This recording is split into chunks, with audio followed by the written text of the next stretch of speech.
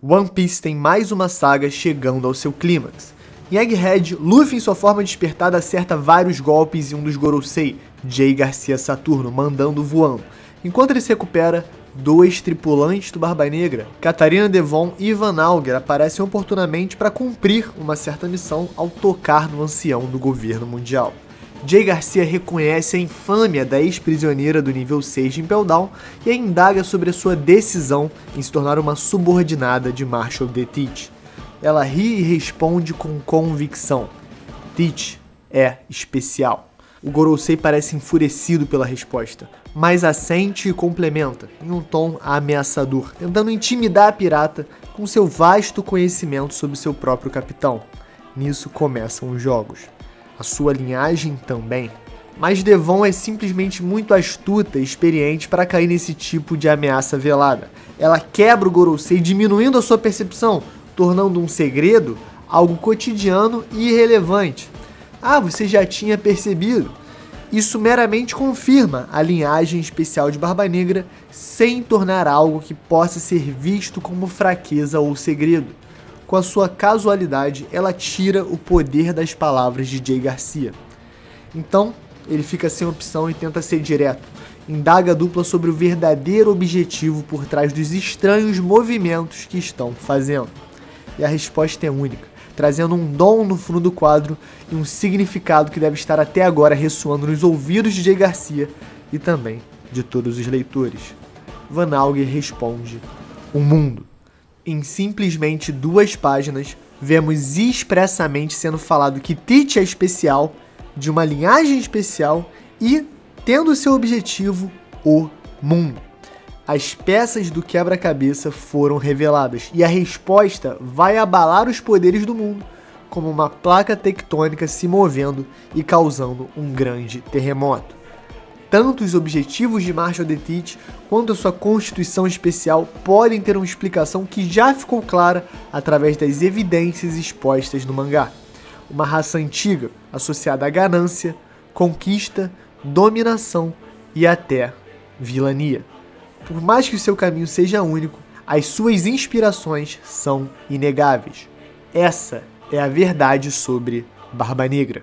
Fala galera, Chapéu de Palha aqui, eu sou o Derek e hoje uma teoria braba, uma teoria diferenciada do Joe. Checa os links na descrição, a gente vai discutir sobre o Barba Negra, sobre a sua linhagem e como isso pode ter uma conexão com a sua personalidade megalomaníaca, uma vontade gigante de dominar o mundo. Então se você gostou da intro, deixa o like, se inscreve nessa moral, comenta aí, dá uma engajada. Dá uma engajada agora, dá uma engajada depois, uma engajada dupla. Cara, engajada dupla, uau! Sem mais delongas, Alanzito, lá a vinheta. Para, papo, ei! O Barba Negra sempre foi estranho. Desde a sua introdução, existe algo suspeito sobre ele. Mas é no capítulo 577, quando ele rouba os poderes da Akuma no Mi de Barba Branca, que a gente fica... Ué? Hã? Eu achei que morria se comesse 2 frutas. O que tá rolando? Pois é, esse cara é literalmente diferente. Então, vem comigo. Capítulo 385, Arco de Enies Lobby. Estamos com os agentes da CP9 que estão tomando a dura decisão de comer Akumas no Mi de poderes misteriosos. E esse é um dos momentos que a gente nota como Oda tem uma maneira bem interessante de revelar certos mistérios sem confirmar nada. Afinal, estamos falando de um mundo pós-apocalíptico onde vários assuntos são um tabu e que em boa parte do globo as pessoas nem acreditam que existem frutas do diabo. Repara como a reação de cada um dos agentes representa aspectos diferentes do mundo de One Piece. O Diablo reage com medo e espanto às frutas, porque ele já é um usuário da fruta do cão modelo lobo. Au! Então bate um medo do demônio da fruta dele sair do corpo para lutar com o outro, aí vai morrer, vai matar. É tudo bem esotérico. É uma coisa que vem de um conhecimento popular, de um mito, de uma lenda. E aí, olha a postura oposta do Brueno, que reage com um desdém. Acho ridículo um membro de uma agência de inteligência do governo acreditar em lendas urbanas. Aí tu, leitor esperto, reage como? Opa, então, ele se opondo ao conhecimento popular do Diábora já dá um caráter mais técnico e científico para a informação que vem a seguir. É como se o Oda estivesse falando, ó, isso aqui não é exatamente o correto, mas talvez tenha um fundo de verdade, e isso aqui é o que a agência do governo vem trabalhando. Os cientistas da Grand Line já descobriram a forma como o poder é transmitido. O que você está pensando só acontece no caso de uma pessoa comer 2 frutas. O seu corpo explode sem deixar rastros. Depois tem até o Lute complementando e confirmando o que o Brueno tá falando. Então, você sai com a impressão de que essa é a informação correta. Agora, o que é importante dessa conversa do capítulo 385? Já é compreendido que é possível sim uma transferência de poderes da fruta. E também que o corpo do Barba Negra é diferente, é especial considerando essas condições. Logo, claro, ele tem alguma linhagem que o permite comer 2 Akuma no Mi sem que seu corpo exploda sem deixar rastros. Agora a questão é como? Nunca mais eu vou dormir, nunca mais eu vou dormir. E que é isso? Barba Negra. Existe um boato que pessoas de países gelados não dormem. Basicamente é isso que o Luffy conta para o Sanji no capítulo 134 do mangá, quando eles estão na ilha de Drum para tentar curar a Nami. Curiosamente, é nesse mesmo arco que os piratas do Barba Negra são citados pela primeira vez na história. Então, talvez o Oda já tivesse com o atual Yonkou em mente. Até nas ilustrações do Barba Negra criança, a gente vê ele acordado com uma luazinha no fundo. Então o Oda já queria trabalhar isso no personagem desde sempre. O Luffy cita isso aleatoriamente lá no capítulo 134, pouco tempo antes da tripulação do Barba Negra ser citada, porque talvez você não lembre, mas eles foram para Drum e aí tacaram os Aralho no país, fizeram o Apol fugir com todos os soldados, e aí depois foram embora, e aí só nesse momento que depois do Luffy enfrentar o Apol ele volta. Enfim, entenderam, né? Os Piratas do Barba Negra já são citados nessa época, e é nessa mesma época que o Luffy solta essa informação que parece ser aleatória. E tem mais profundidade ainda, porque no capítulo 966, durante o flashback do Oden em um ano, vemos as tripulações do Roger e Barba Branca no auge entrarem em um confronto. Após uma trégua noturna, Bug e Shanks comentam como Barba Negra não dormiu durante toda a noite. E pior, existem rumores que ele nunca dormiu na vida. O Bug, que também é um Yonkou atualmente, aliás, são 3 Yonkous na fofoca, né? É Bug e Shanks e Barba Negra também comentando sobre eles. Olha como é que o mundo de One Piece é maluco. O Bug chega a literalmente chamar o Barba Negra de monstro. Agora, por quê?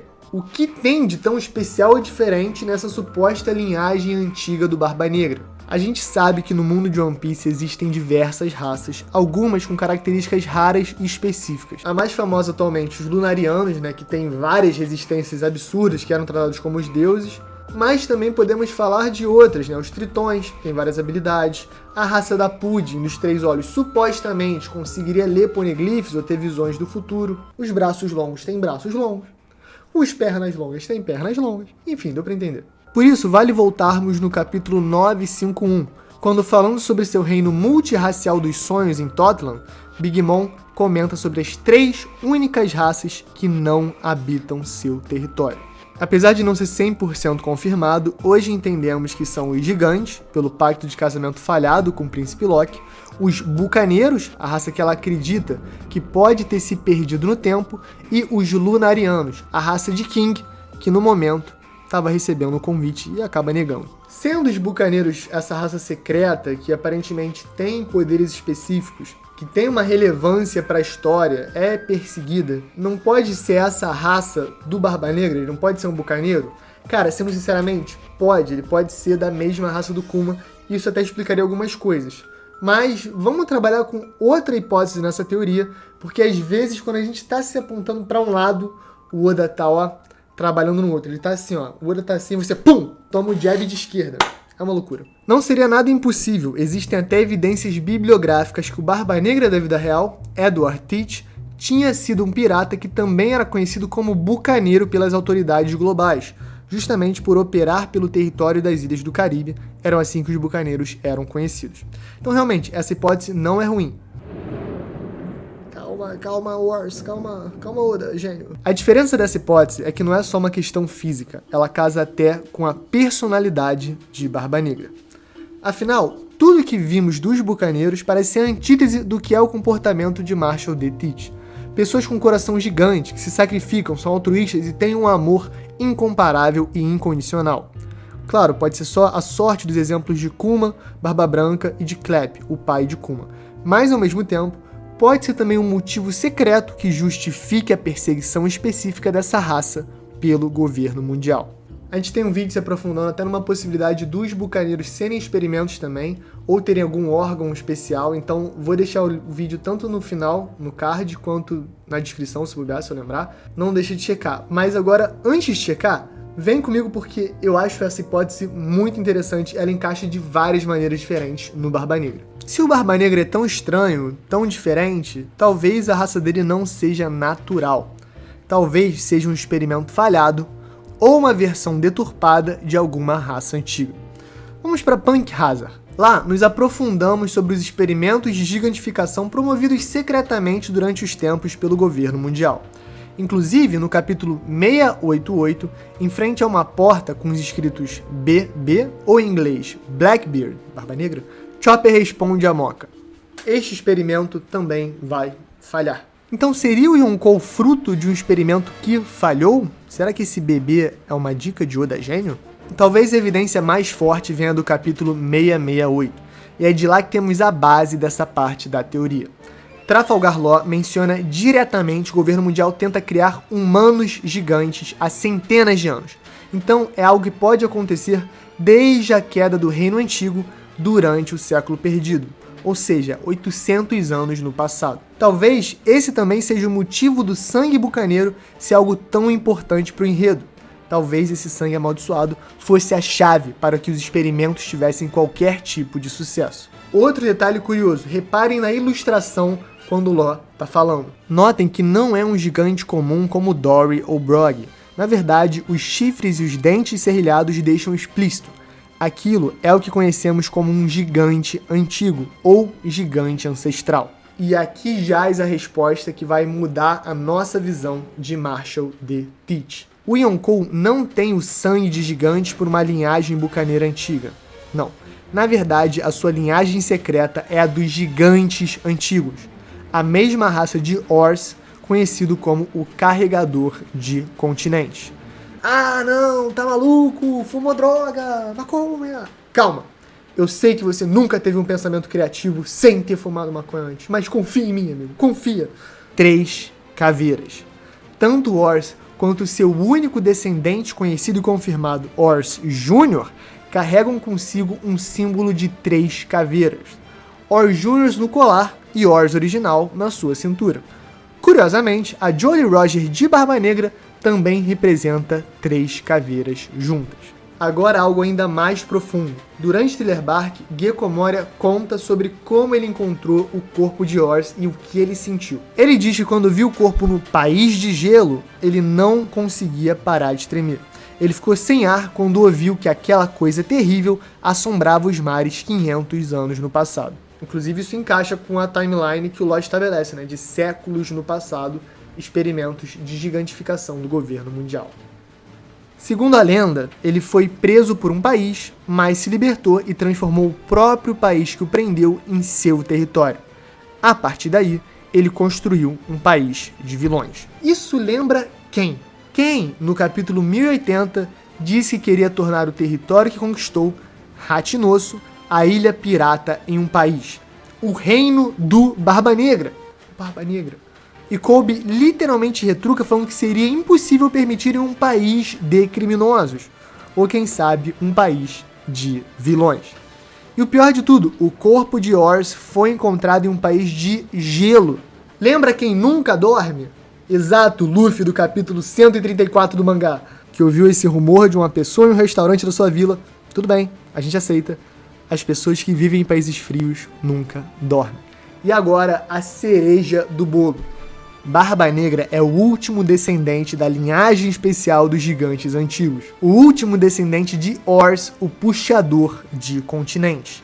Então, isso deixa claro que Barba Negra, assim como seu ancestral que podia mover terras inteiras, quer tomar todo o mundo para si. Exatamente como Van Auger e Catarina Devon declararam no capítulo 1107. pô, me fala que não é interessante, me fala que não faz um pouquinho de sentido, porque talvez a ambição dele passe por esses gigantes antigos. E quem sabe Shebeck não tem alguma conexão a eles, porque tem muitas partes do enredo de One Piece que são completamente ocultas para nós, porque o governo mundial tá há séculos censurando, escondendo, matando e mentindo para que ninguém no mundo de One Piece descubra a verdade. Até porque quem descobre, morre. Cara, comenta aí falhas na teoria, acertos na teoria. Eu vou dar 2 cachimbos humildes, 2 de 3, ou seja, tá aí ok, tá aí 66%. Fato é, eu achei bem curioso porque o Barba Negra vai ter alguma linhagem antiga, alguma coisa a ver com experimento, alguma treta. Vai ter uma treta pesada com o Barba Negra e a gente tá cada vez chegando mais perto de descobrir porque o One Piece tá acabando. E o Barba Negra deve ser o maior vilão. Então eu quero saber o que você acha. Se quiser dar essa moral, engajar, me dar seu membro, se tornando membro, enfim. Tudo que vocês quiserem fazer, tamo aí. E é isso, galera. Valeu! Pode palha secreto. Tu fala, pô, eu vou terminar esse vídeo e depois vou voltar dirigindo pra casa. Só que aí, teu carro tá na zona sul do Rio de Janeiro e começou a chover. Ou seja, você não vai voltar dirigindo pra casa, porque tá tudo alagado. Muito obrigado. Que o metrô me salve. E é nóis. Um beijo, um queijo, galera. Valeu. Pode palha secreto.